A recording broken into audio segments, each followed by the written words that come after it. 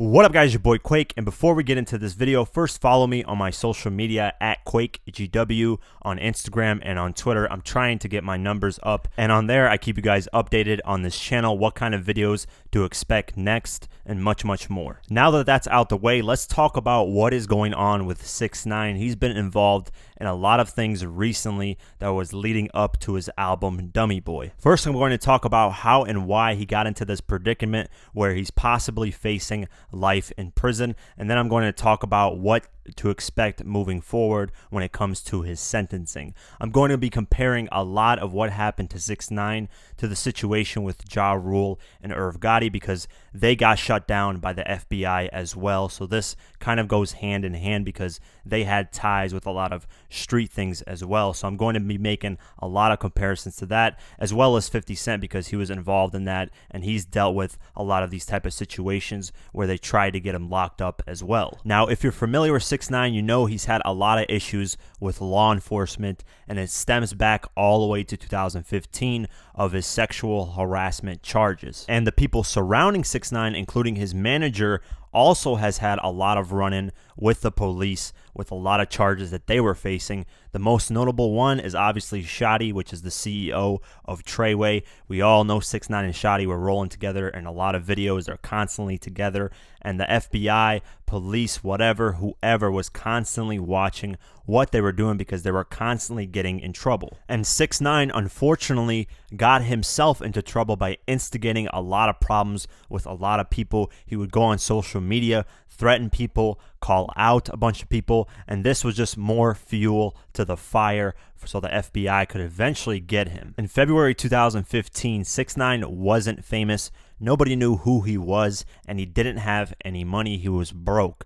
In that time is when he performed a sexual performance on a 13-year-old girl, and then he ended up, because he didn't have any money, pleading guilty to that, and that caused a lot of problems for him. He said he pleaded guilty because he didn't have a lawyer. He was scared. You know, he was facing possibly 10, 20, 30 years, and he was very young at the time, so obviously he was very scared in this situation. And he pleaded guilty on October 2015, but the sentencing for that was put off almost 3 years later. Following that, Shotti of Treyway Entertainment, the CEO, who's also close to 6ix9ine, had his own issues with law enforcement. In May 2016, he was arrested and pulled over, and when he was pulled over, he ran from the cops. He was eventually caught with heroin, marijuana, a grinder, rolling papers, and a machete.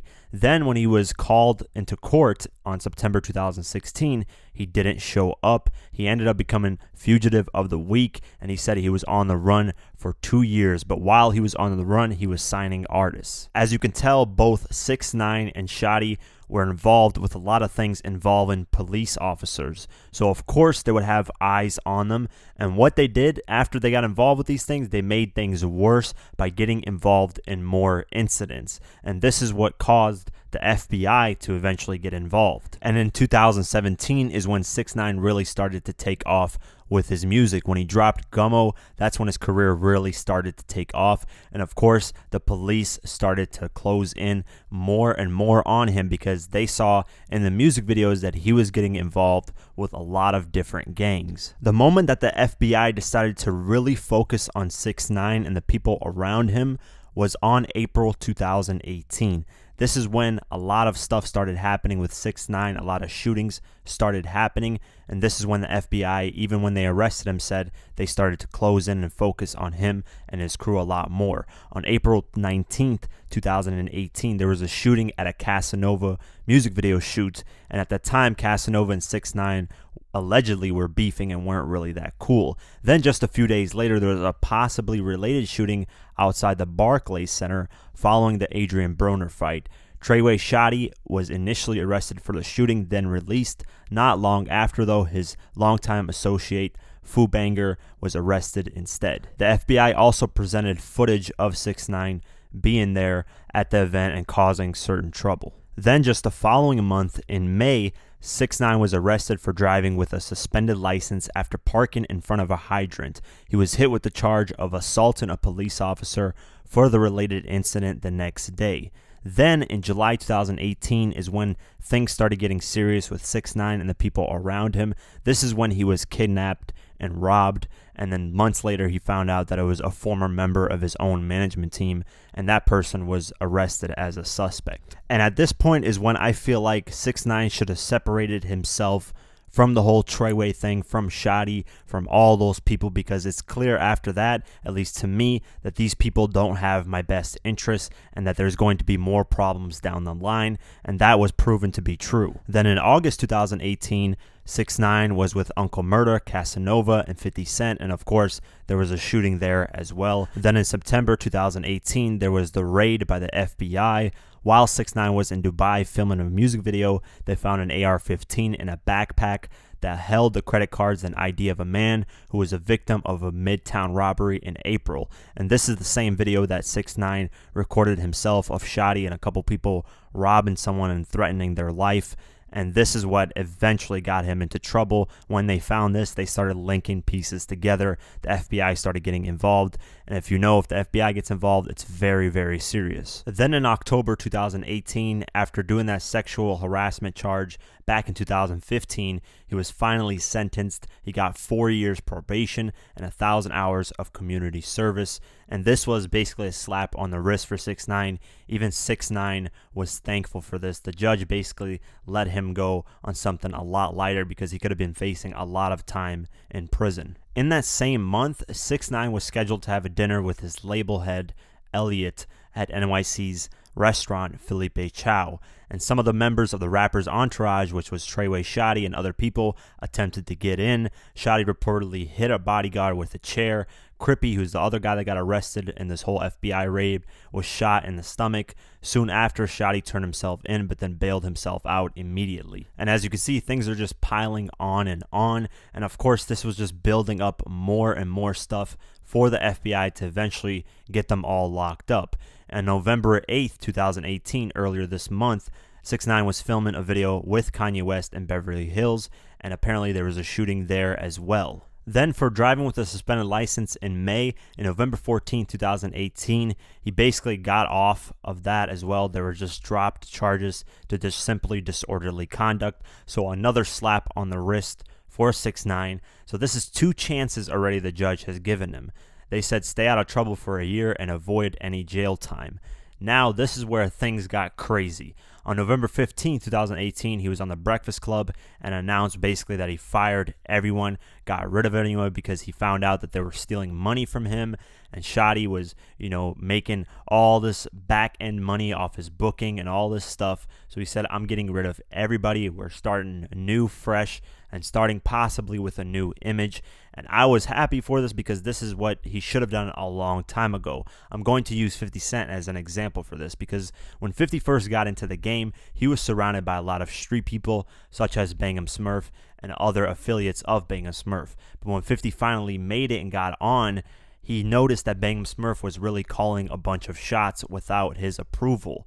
And he was going around shooting things up in the hood of where 50 was at. And 50 knew that the police were looking at him because of all the controversy that was surrounding him at the time. Because this is a rapper that got shot 9 times, sold drugs, went against one of the biggest drug groups ever, which was the Supreme Team.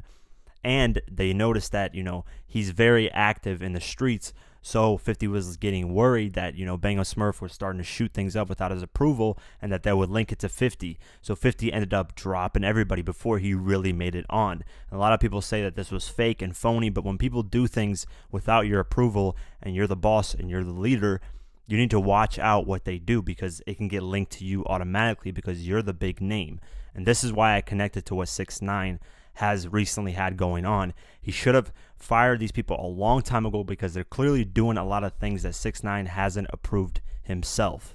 Now, after the Breakfast Club interview of him announcing that he fired everyone from Treyway and Shotti and all that, just a day later, the FBI grabbed 6ix9ine and offered him to basically give him protection because they were warned by people that they wanted Shotti and anyone involved with Treyway wanted to kill 6ix9ine, and they were mad at him for basically firing them. So they offered him protection, but he denied that. He said, I didn't want that. He signed the papers and left. And then just 2 days later, on Sunday night, 6ix9ine and 5 of his former associates were arrested by the Bureau of Alcohol, Tobacco, Firearms, and Explosive in concert with the NYPD and Homeland Security investigations. 6ix9ine faces a range of racketeering and firearms-related charges, each of which carry maximum sentences ranging between 3 years and life. So this is definitely something very, very serious. And what the FBI is specifically getting him in is the alleged involvements in the armed robbery in Midtown Manhattan in April. And then this is where, the FBI raided him and found, the person's ID and found that big gun that he had with him. And then they're also connecting him to the shooting that happened in Brooklyn. And this was an indictment specifically names the 9 Trey Gangsta Bloods as a criminal organization, saying that, he's affiliated with them. He's calling these shots because 6ix9ine is the one with the money. They're saying since he's the one with the money, he's the one that can call the shots of what all these people do, and he can simply pay them off. Now, let's compare this to what happened with Irv Gotti and Ja Rule back in 2003. This is when they got their label shut down because the FBI allegedly said that Supreme, who's a big drug dealer back in the days in the 90s and 80s when he was rolling in Queens, selling drugs, he had the Supreme team, he was calling hit out on people. Then when he got out of prison, he served some time, he got out of prison and started working with Irv Gotti, and Supreme decided to clean his act up and basically wanted to make movies and direct them and stuff like that. So he got involved with Irv Gotti. Irv Gotti helped fund, some of his movies, but the FBI saw it completely differently. The FBI was keeping their eye on Supreme, and they said that Irv Gotti was helping Supreme fund all this illegal activity. He was ordering hits on people still, and he was still selling drugs. Then in 2003, their whole label basically got shut down, and they were having issues like that. I did a whole documentary on this already, but basically, they managed to escape that. Supreme ended up getting locked up, obviously, because he had a bunch of ties and recent murders that were relating to him. But Irv Gotti and his brother Chris Gotti ended up beating the case. And the FBI have a 93% conviction rate. So how they did that, it was amazing. A lot of people were surprised that they made it out of that. I mean, the labels didn't help them at all because they didn't want to get involved in this because they knew that, shit would go down at a 93% conviction rate. It's rare that anybody gets away with this. So I'm comparing it to the situation with 6ix9ine because basically 6ix9ine is the rapper here, the same situation. They're saying that 6ix9ine is essentially getting involved in these things, not only just funding it, but getting involved in stuff like this. And the only person I believe can beat this case is 6ix9ine himself. As far as Shotty and the other people involved,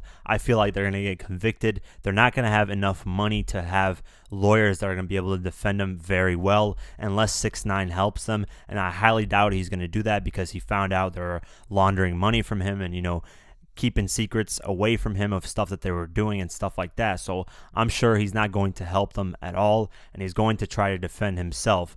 And I believe this is how he's going to try to defend himself. His lawyer is going to make the case that 6ix9ine is a very young kid that got influenced by the wrong people and got controlled by a lot older adults. Shotty is a way older than 6ix9ine. They're going to say Shotty is the one that, sort of blackmailed him and extorted him, and they're going to say that 6ix9ine was just a kid. He's just here entertaining people. His act is not really gangsta. The people around him are the ones that are doing this. 6ix9ine was just a kid performing, entertaining, and trying to make things seem like they were real. They're going to say he got very manipulated into doing what they were doing, and that they basically threatened his life, threatened his family, that if he didn't do these things they would kill his family, and that all the money that he's getting is going to go to them, stuff like that, basically saying that he's a victim in this and that he's just a kid and that he did not intend for any of this to happen. It was the people surrounding him that intended this to happen. Now, is this going to be a good defense? It's going to be very hard to say because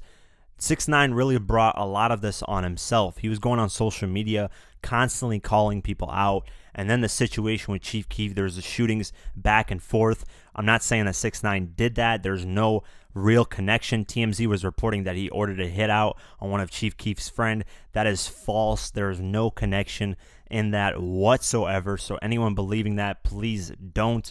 that there's no connection in that. So the argument that 6ix9ine, got tricked into this and all that is going to be hard because they found the gun in 6ix9ine's home when they raided it. They found the ID of that guy, but 6ix9ine was in the car when that guy was getting robbed, and 6ix9ine was the one recording it. So his lawyer can make the case that 6ix9ine wasn't involved in that. He recorded it for his safety, that if, Shotty threatened, him, he could eventually turn this over to the police and basically be a snitch or whatever the case may be. So there are a lot of ways to approach this. I don't know how his lawyer is going to approach this, but I feel like that's the best way to approach it. Just basically say he's a kid, he's an entertainer, and they are doing that already. They're saying that, 6ix9ine just has this image. He's not involved with these gang members like, he's portraying to be. He's just a kid that was surrounded with a bunch of people that were doing a bunch of crazy things, and he wasn't funding any of this and stuff like that. I do not believe 6ix9ine will face life. That's way too far out. I think he's going to have a really good lawyer that's going to argue a lot of things, and he's not going to face life. But I believe he will serve some time. I don't know how many years. It might be 10 years. It might be 5. It might be 2. It might be only 1. But I do believe he's going to serve some time just simply because he's had 2 prior incidents leading up to this, the sexual assault and then the driving with a suspended license. Those 2 things, they gave him a slap on the wrist. They said, what, don't do anything illegal or anything that's harming anyone or involving any women, but he's done those things. So now it's not going to be a slap on the wrist. They're going to say this is the 3rd time, you've been involved in something. So clearly we have to give you some sort of sentencing to teach you a lesson. But that's my take on it. Let me know what you guys think is going to happen to 6ix9ine. I'm watching this story very closely, trying to get very great details in this and seeing what's true and what's false. There are a lot of allegations and stuff out there that just simply isn't true. Like him being transferred to a different facility isn't him snitching. I don't know why people keep saying that it is, but it's not. He just got transferred to a different facility. It happens especially with celebrities because they have money, and a lot of people in prison will see that as an opportunity to threaten them, to extort them and stuff like that. So he just simply got transferred to a place with a little more security, which makes sense if you're a celebrity that's very, very rich. So yeah, with that being said, leave a comment below. Let me know what you guys think. If you want to support this channel further, you can do so at patreon.com/diverse mentality. For just $1 a month or more, you can help support this channel further. A link is in the description below. Like, comment, share, and definitely subscribe. I do videos like this daily on hip hop news and much more, so definitely subscribe. Follow me on Twitter and on Instagram at QuakeGW. Like us on Facebook, and I'll see you guys in the next one. Peace.